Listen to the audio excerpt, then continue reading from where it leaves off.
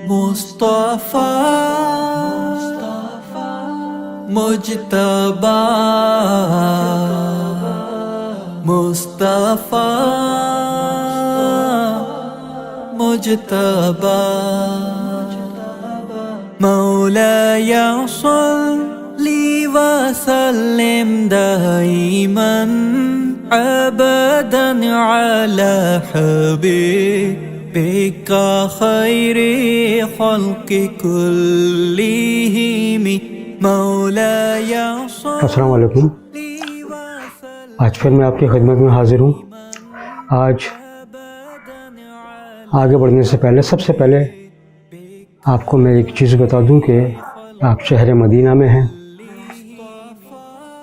इसलिए दुरूद व पाक कसरत से पढ़िएगा, मामूल बनाइएगा, ज़्यादा से ज़्यादा पढ़िएगा। आज मैं ज़िक्र करूँगा, जब आप मदीना पहुँच जाएंगे तो छोटी छोटी चीज़ें जो आपको वहाँ, ज़ाहिर है नए शहर में पहुँचे हैं तो कुछ ना कुछ आपको तकलीफ़ होगी, उसके बारे में मैं आपको बता दूं। अब आप रूम मिल गया, सामान आपका कमरे पर है। एक चीज़ याद रखिएगा, मदीना में जो होटल्स हैं वो बहुत कॉस्टली होते हैं, इसलिए हज कमेटी ऑफ इंडिया की तरफ से 2 बेडरूम को जो है कभी 4 बेडरूम कर दिया जाता है, कभी 5 बेडरूम कर दिया जाता है, तो स्पेस कम हो जाता है। तो हो सकता है आपको वहाँ सामान रखने में, इस रखने के बाद आपको स्पेस कम मिले।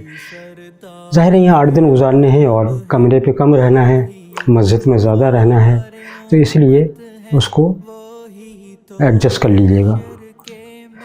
अब सबसे बड़ा मसला आपके साथ रहेगा कि आपको फ़िक्र होगी कि हमें घर इन्फॉर्म करना है कि कैसे क्या करें, कहाँ जाएं, क्योंकि घर वाले भी फ़िक्र में होंगे। तो आप नीचे होटल के रिसेप्शन पर जाइएगा, होटल का जो मैनेजर हो उससे आप पासवर्ड लीजिएगा। बहुत से होटल में पासवर्ड जो है वो बोर्ड लगा के डिस्प्ले कर देते हैं। होटल का नाम मालूम होगा आपको, होटल के नाम से वाईफाई होगा, उसमें पासवर्ड डालिएगा और आप व्हाट्सएप वॉइस कॉल कर सकते हैं या IMO पे कॉल करके आप घर अपने बता सकते हैं कि अल्लाह का शुक्र है हम खैरियत से पहुंच गए हैं और होटल भी मिल गया है। होटल का कार्ड जो मैंने बताया था पहले, वो आप अपने पास रखें। अगर आपको नहीं मिला है तो होटल के मैनेजर से वो कार्ड ले लें और आई कार्ड में लगा लें बैक साइड में।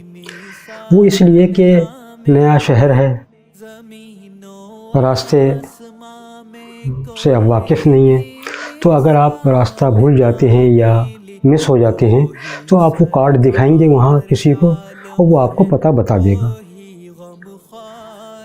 तीसरी चीज़, अब आपको सिम लेना है। अगर आपका मोबाइल 2 सिम स्लॉट वाला है तो सऊदी अरब का जो सिम है वो आप पहले स्लॉट में डालिएगा और अपना इंडिया का जो नंबर है वो सेकंड स्लॉट में डाल दीजिएगा। वहाँ बच्चे आते हैं कम उम्र के सिम बेचने के लिए। रास्तों में आपको काउंटर्स भी मिल जाएंगे सिम बेचने के लिए, शॉप्स भी हैं वहाँ जो सिम बेचती हैं। तो कोशिश कीजिएगा कि दुकानों से ही सिम खरीदें या काउंटर से सिम खरीदें। जो बच्चे आते हैं वो कम उम्र के होते हैं, जल्दबाजी में, क्योंकि होता क्या है सऊदी अरब में जो बच्चे अरबी लोग हैं वो भीड़ भाड़ से बहुत घबराते हैं। अब अगर कोई सिम बेचने के लिए आपके होटल में आया और 10 या 15 हाजियों ने उसको घेर लिया तो वो घबरा जाएगा, उल्टे सीधी एंट्री करेगा और हो सकता है आपका सिम ना चल पाए। ये याद रखिएगा, बड़ी एहतियात की ज़रूरत है इसमें। सिम एक्टिवेशन जो है वो आपका वीज़ा देखकर होगा, यानी वीज़ा नंबर पड़ता है उसमें, और अगर आपको एक बार सिम अलॉट हो गया आपकी वीज़ा नंबर पर तो फिर कोई माई का लाल आपको सिम दिला नहीं सकता।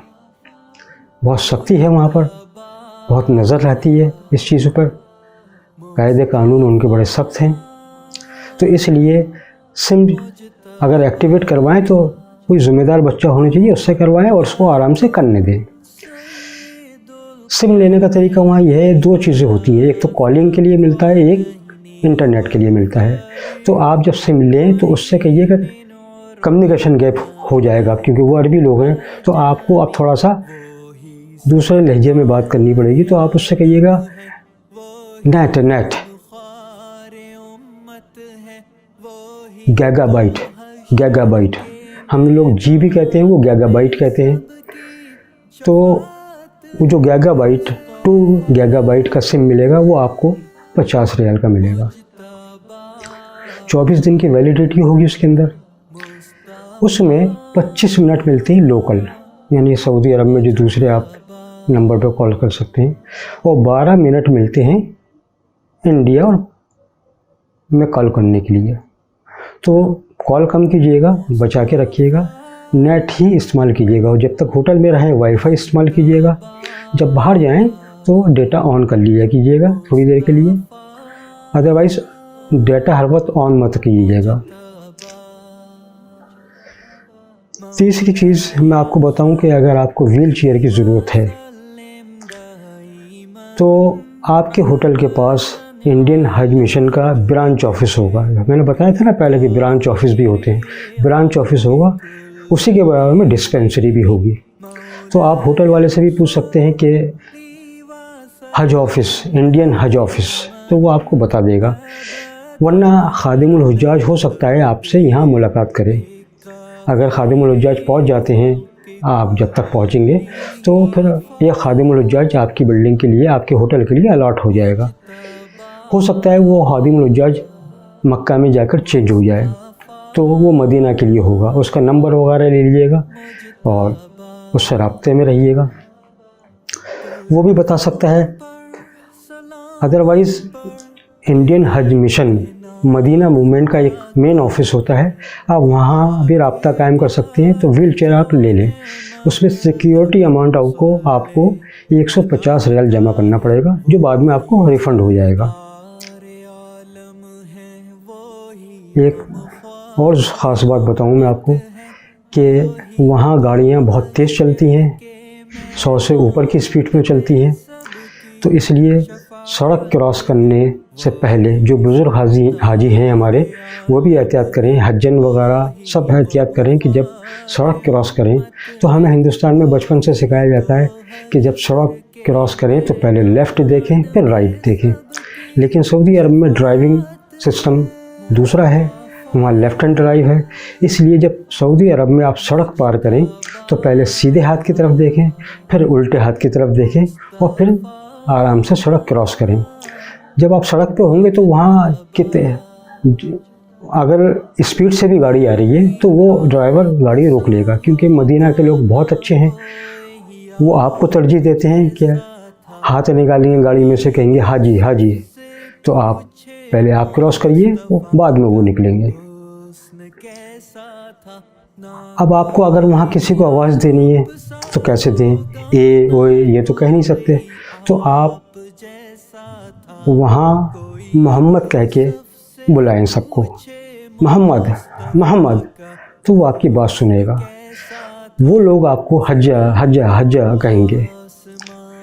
और अगर आप किसी खाने के होटल में जा रहे हैं खाना खाने के लिए, तो वहाँ जो वर्कर होते हैं उनको मामू कहते हैं, मामू मामू, ठीक। ये सब चीज़ें हैं जो मैं आपको बता रहा हूँ, बहुत काम आएंगी आपके। एक चीज़ और बताऊँ, कुछ हिंदुस्तान के लोग, कुछ पाकिस्तान के, कुछ बांग्लादेश के वहाँ घूमते रहते हैं। उन लोगों से होशियार रहिएगा कि वो आपसे कुछ पैसे मांगेंगे, मदद के लिए आएंगे कि हम हज करने आए थे, हमारा पैसा गिर गया। ये मदीना में मिलेंगे, मक्का में भी मिलेंगे, लेकिन कभी कभी ऐसा होता है, फ्रिक्वेंटली नहीं।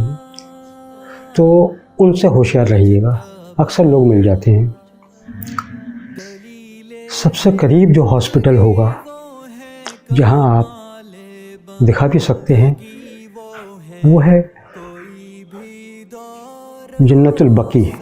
जन्नतुल बकी की जो एंट्री है बिल्कुल उसके पास ही एक हॉस्पिटल होता है जो सऊदी गवर्नमेंट का होता है, उसमें भी आप इलाज फ्री में होता है। अब मैं एक चीज़ बताऊं कि सऊदी अरब में टैक्सी में बैठने का तरीका क्या है। पहली बात तो ये, जब भी आप टैक्सी हायर करें टैक्सी में आपको कहीं जाना है तो आप कोशिश करें कि हिंदी स्पीकिंग होना चाहिए, यानी पाकिस्तान का हो, बांग्लादेश का हो या इंडिया का ड्राइवर हो। आप उसको बताएंगे कहाँ जाना है तो वो समझ जाएगा, वो पैसे बताएगा, आप समझ जाएंगे। लेकिन इजिप्ट के ड्राइवर वहाँ बहुत होते हैं, अरबी ड्राइवर भी होते हैं। आप कुछ बताएंगे, कुछ समझेगा, दूसरी जगह उतार देगा आपको। तो कोशिश कीजिएगा कि ऐसे ड्राइवर को आप ऐसे ड्राइवर की टैक्सी में बैठें जो आपकी ज़बान को समझता हो। बैठने का तरीका टैक्सी में ये है कि पहले हाजी साहब आप बैठेंगे, उसके बाद अपनी हज्जन को बिठा लेंगे। और उतरने का तरीका ये होता है कि पहले हज्जन को उतारेंगे, फिर हाजी साहब उतरेंगे। ये सेफ्टी पॉइंट ऑफ व्यू से है। कुछ अरबिक नंबर होते हैं, ज़ाहिर है वहाँ अरबी में नंबर पढ़े होंगे, तो आप कैसे पढ़ेंगे, आपको नंबर नहीं आते पढ़ना। तो आप देखिए अरबी के नंबर कुछ इस तरीके से होते हैं। दूसरी बात, आप रियाल में पहचान कर लीजिएगा कि 1 रियाल कौन सा है, 2 रियाल कौन सा है, 5 रियाल कौन सा है, 10 रियाल कौन सा है, 20 रियाल कौन सा है, 50 रियाल कौन सा है। अब आप मार्केट जाएंगे तो आपको ज़रूरत पड़ेगी, वो उसने बता दिया 50 रियाल, आप नहीं समझ पाएंगे। तो कुछ करेंसी ऐसी है रियाल जो आपको ज़रूरत पड़ेगी। जैसे 1 रियाल को वहाँ कहते हैं वाहिद, 2 रियाल को वहाँ कहते हैं इतन, 30 रियाल को वहाँ कहते हैं तलाता, 4 रियाल को वहाँ कहते हैं अरबा, 5 रियाल को वहाँ कहते हैं हमसा, 6 रियाल को वहाँ कहते हैं सिता, 7 रियाल को वहाँ कहते हैं सबा, 8 रियाल को वहाँ कहते हैं तमानिया, 9 रियाल को वहाँ कहते हैं तिसा, 10 रियाल को कहते हैं अशरा, 20 रियाल को कहते हैं इशरन और 30 रियाल को कहते हैं खमसन। तो अब मैं आपको बताऊं कि मस्जिद की थोड़ी सी लोकेशन मैं आपको बता दूं कि जहां इमाम साहब खड़े होते हैं उसके बिल्कुल बैक साइड में करीब 500 मीटर आप चलेंगे तो दरवाज़ा आएगा। मस्जिद माशाल्लाह बहुत बड़ी है, स्क्वायर शेप में है। सहन जो है उससे भी बड़ा है, वो भी स्क्वायर शेप में है। तो मस्जिद में बहुत दरवाजे हैं। बिल्कुल जहाँ इमाम साहब खड़े होते हैं उनकी बिल्कुल बैक साइड में, जहाँ से आप एंट्री करते हैं, एंट्री तो कहीं से भी कर सकते हैं, लेकिन मैं आपको लोकेशन इसलिए बता रहा हूँ कि बाद में जब मैं कुछ चीज़ें बताऊँगा तो आप समझ सकें। तो वो गेट नंबर है 21 और 22। अब आप नमाज़ पढ़ने जा रहे हैं तो लेडीज़ अलग नमाज़ पढ़ेंगी मस्जिद में, जेंट्स अलग पढ़ेंगे। तो ये 21 और 22 जो गेट हैं बिल्कुल फ्रंट पर, यानी मस्जिद में एंट्री करने के लिए, तो इसके राइट हैंड पे और लेफ़्ट हैंड पे 2 कॉर्नर हैं, 2 कोनों को उन्होंने पार्टीशन से बंद कर रखा है। उसमें लेडीज़ नमाज़ पढ़ सकती हैं, उसके आगे का जो सहन है वहाँ भी नमाज़ पढ़ सकती हैं। बाकी पूरी मस्जिद में मर्द हजरात नमाज़ पढ़ सकते हैं। अब आप कौन से गेट से मस्जिद में जा रहे हैं या आपकी हज्जन किस तरफ हैं, तो आप नमाज़ पढ़ने के बाद अपनी हज्जन से कैसे मिलेंगे? लाखों का मजमुआ होगा, तो आप निशानदही कर लीजिएगा कि कहाँ मिलना है। सहन में 2 आगे पीछे कमरे बने होंगे। आप जब मस्जिद में घुसेंगे तो पहले सहन वाले दरवाजे आएंगे, उन पे भी नंबर होता है, ग्रिल लगी होगी। और फिर जब सहन में आएंगे तो पहला एक कमरा पड़ेगा, जगह जगह पे बने हुए हैं। फिर उसके बिल्कुल सीधे में आगे कमरा बना होगा, वो है टॉयलेट्स। पहला घुसते ही जो टॉयलेट पड़ेगा वो लेडीज़ के होते हैं, और मस्जिद की तरफ जो टॉयलेट पड़ते हैं वो जेंट्स होते हैं, उन पे भी नंबर होते हैं। तो चाहे तो वो टॉयलेट का नंबर आप, ज़ाहिर है आप कई बार आएंगे, कई बार जाएंगे, तो आपको मालूम हो जाएगा कि ग्रिल वाला जो सहन में जो एंट्री जब आप करेंगे तो वो वाला दरवाज़े का नंबर कितना है, और मस्जिद में जब आप दाखिल हो रहे हैं तो उस दरवाज़े का नंबर क्या है, और आपके जिस रास्ते से आप जा रहे हैं वहाँ टॉयलेट नंबर लेडीज़ का क्या है, जेंट्स का क्या है।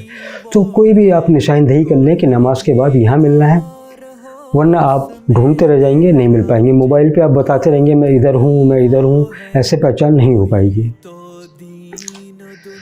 बाकी आपको क्या करना है, क्या नहीं करना है, ये मैं अगली वीडियो में बताऊँगा। एक चीज़ और याद रखिएगा कि जब नमाज़ पढ़ के निकलें, किसी भी वक्त की, ज़ोहर की निकलें तो असर का टाइम देखकर निकलें। हर दरवाज़े के बाहर नोटिस बोर्ड लगा होता है, इलेक्ट्रॉनिक नोटिस बोर्ड होता है, उसमें नमाज का टाइम डिस्प्ले होता रहता है कि आपने ज़ोहर की नमाज़ तो पढ़ ली, अब असर की नमाज़ कितने बजे है, मगरिब की कितने बजे है, इशा की कितने बजे है। कोशिश कीजिएगा कि मस्जिद में पहले पहुँचे।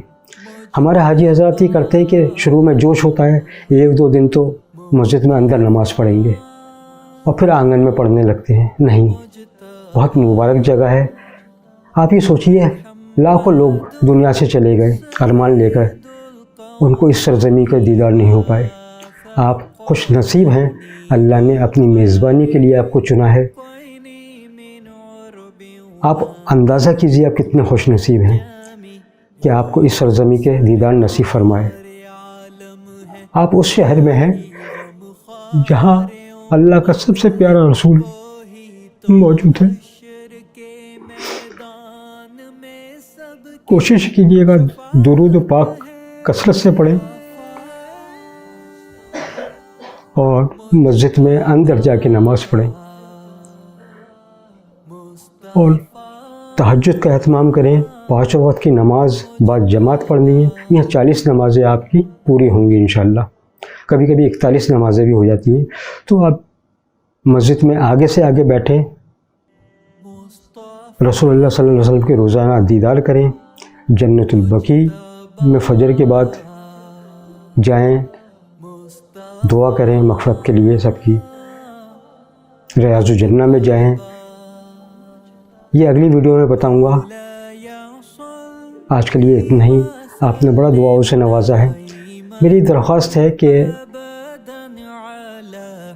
और जो हाजी जा रहे हैं अलीगढ़ से बाहर, यूपी से बाहर या हिंदुस्तान के किसी भी कोने से जा रहे हैं, तो वो दूसरे शहरों में इस वीडियो को फॉरवर्ड करें, शेयर करें, ताकि वो फैज़याब हो सके। ये नेक काम है, मैंने बड़ी हिम्मत की है, तो आप मेरा हौसला अफजाई कीजिए, इसको ज़्यादा से ज़्यादा शेयर कीजिए और कमेंट्स कीजिए, ताकि मुझे पता चले कि आपको ये वीडियो कितना पसंद आ रहा है। ये तो मुझे लग रहा है कि मेरे बताने का तरीका आपको पसंद आ रहा है, क्योंकि आपने बड़ा नवाजा है। बाकी आइंदा वीडियो में दुरूद पाक कसरत से पढ़ना है। अस्सलाम वालेकुम। खुदा के बाद जो है मर्तबा सल्ले अला का है, वो ही सरदार आलम है, वो ही गमख्वार उम्मत है, वो ही तो हश्र के मैदान में सबकी शफाअत है, वो ही सरदार आलम है, वो ही गमख्वार उम्मत है, वो ही तो हश्र के मैदान में सबकी शिफात है। मुस्तफा मुज्तबा, मुस्तफा मुज्तबा, ना कोई आप सा होगा, ना कोई आप जैसा था। कोई यूसुफ से पूछे मुस्तफा का हुस्न कैसा था, ना कोई आप सा होगा, ना कोई आप जैसा था। कोई यूसुफ से पूछे मुस्तफा का हुस्न कैसा था। ज़मीनो आसमां में कोई भी मिसाल ना मिले। ज़मीनो आसमां में कोई भी मिसाल ना मिली। वो ही सरदार आलम है, वो ही गमख्वार उम्मत है, वो ही तो हश्र के मैदान में सबकी शफाअत है। मुस्तफा मुज्तबा मुस्तफा मुज्तबा। दलीले जिंदगी वो है, कमाले बंदगी वो है। कोई भी दौर हो उसमें मेराज आदमी वो है। वही तो दीन दुनिया है जो बातें आपने कही। वही तो दीन दुनिया है जो बातें आपने कही। वो ही सरदार आलम है, वो ही गमख्वार उम्मत है, वो